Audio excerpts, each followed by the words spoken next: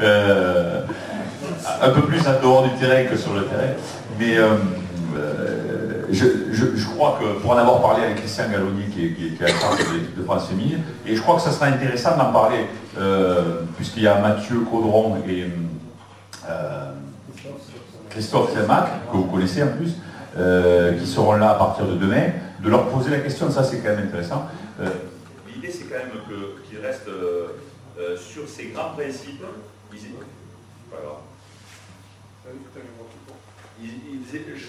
Je sais qu'ils restent sur, voilà, sur ces deux grands principes, ils sont vrais pour toutes les équipes de France et ils essaient de travailler à ce cadre-là. Alors les pressions défensives, elles sont différentes. Les ressources des joueuses à ce moment-là, elles ne sont pas les mêmes qu'à haut niveau chez les garçons. Et je crois que tout le travail des entraîneurs, c'est d'être capable d'adapter ces principes aux exigences du jeu de haut niveau féminin. Voilà. Alors bien sûr que je crois qu'elles doivent gérer aussi bien, elles ont aussi à gérer les temps forts et les temps faibles, pour m'appuyer sur l'exemple que je prenais. Elles ont à gérer aussi les temps forts et les temps faibles. Elles ont bien sûr à essayer de jouer là où l'adversaire n'est pas. Et il y a les zones là où la défense n'est pas, dans le rugby féminin, elles sont plus importantes, il y a moins de couverture défensive. Il y a notamment des zones qui sont très intéressantes sur les largeurs, qu'on n'a pas nous, qu'on n'a plus, parce que les organisations défensives elles sont maintenant très performantes sur la largeur. Vous regarderez certainement le match de dimanche si vous êtes dans la tribune, mais vous allez voir quand les Anglais ont réalisé un plaquage, qu'ils ont essayé de gratter, qu'ils ont retardé un ballon à 2 joueurs ou 3 joueurs maximum au sol, vous allez voir la largeur du premier rideau et les vitesses de montée.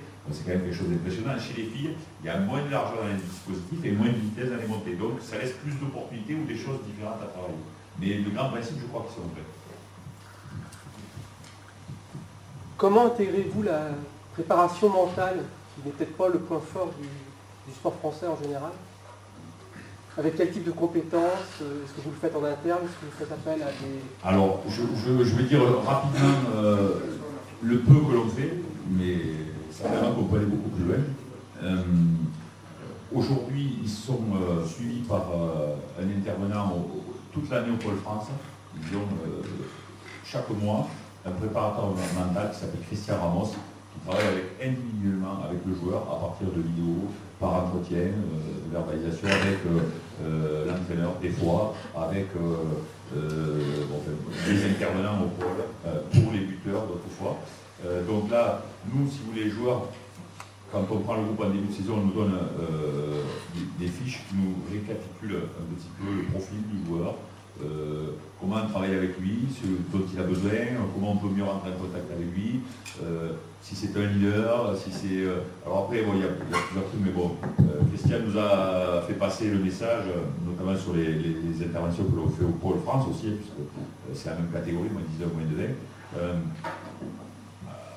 Que dans la construction du groupe, il y avait des rôles à donner à chaque joueur. Il y en a un qui joue dans une équipe, il y en a un qui joue le rôle de père, il y en a un qui joue le rôle donc, qui donne la voix, qui n'est pas forcément le capitaine, hein, mais qui est repéré par tous, identifié. Il y en a un qui joue le rôle de la mère dans une équipe, c'est le mec, et ça peut être des fois c'est le mec à qui tout le monde peut aller se confier. En toute confiance, on sait qu'on peut aller partager des choses avec lui, qu'on sera entendu et que ça va donner suite. Voilà, après il y a toujours dans une équipe, vous le savez, le rôle de celui qui fait un peu le public, mais c'est nécessaire s'il n'y est pas. Et donc nous on a les grands traits des joueurs, on nous donne des grands principes de construction d'équipe. Après c'est pour ça qu'on fait l'équipe en fonction de ça, mais ça nous donne des idées, des fois pour essayer d'être plus performant. Mais là, sur les aspects de préparation mentale, c'est le préparateur mental qui travaille directement avec le joueur. Donc nous on a des joueurs là qui ont vu encore Christian Ramos au Centre national de rugby, pour faire un petit travail avec lui sur la façon de se préparer, sur cette rencontre, pour pouvoir organiser, mais bon voilà. Mais j'allais dire, c'est pas plus développé que ça, ce qui est peut-être pas mal déjà, parce qu'il y en a qui font rien, et il y a certainement beaucoup plus à faire. Oui, il travaille aussi donc, avec certains principes et avec des intervenants extérieurs sur l'imagerie, en fait. L'imagerie parce que En fait, ils le savent ou ne le savent pas, on leur a dit, ils l'oublient, mais ça doit être récurrent chez eux.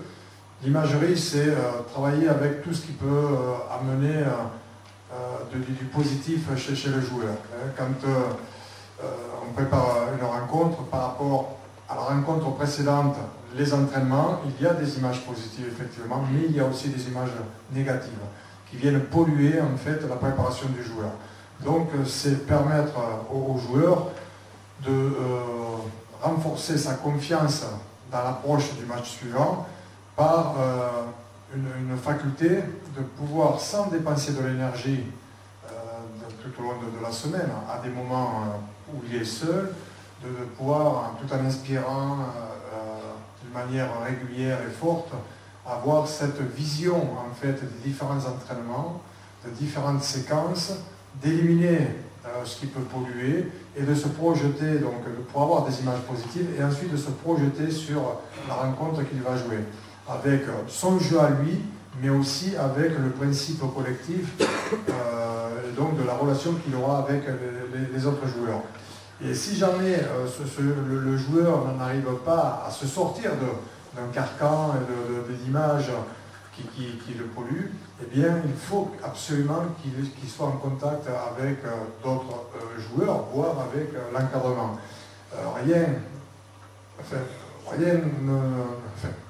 Si le joueur reste de son côté, s'il ne communique pas, si jamais il n'ose pas tout simplement en parler à un autre, il peut avoir de grosses difficultés lors de la rencontre. C'est un phénomène réel dont il dispose dans la préparation, mais oui, il faut le rappeler de temps en temps. C'est fait partie des différents moyens. Après, c'est poussé beaucoup plus loin avec des différentes actions qui sont menées, donc avec Christian Ramos notamment. Savoir se connaître, c'est important.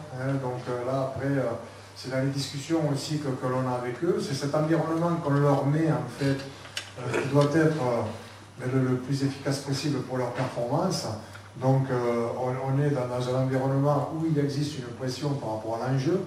Il faut essayer d'éviter d'en rajouter de la pression. Quelquefois, on peut se planter nous-mêmes, parce qu'on imagine, on a une volonté de leur faire passer des messages, mais on peut se tromper. Il faut accepter derrière, là aussi, dans le retour, eh bien, ce phénomène-là pour améliorer là aussi notre accompagnement vis-à-vis des jeunes. Dans la préparation collective, il y a un environnement. Il faut que cet environnement, il y aura une pression, mais il faut que ce soit une pression par rapport à la performance du joueur, à ses moyens qu'il va mettre en place pour être le plus précis possible, pour qu'il soit le plus investi possible, pour qu'il puisse donner le meilleur de lui-même. Il ne peut pas y avoir de performance, à mon avis, sans qu'il y ait de toute façon une certaine pression. Et c'est celle-ci. Donc il faut éliminer tout ce qui va amener le stress négatif.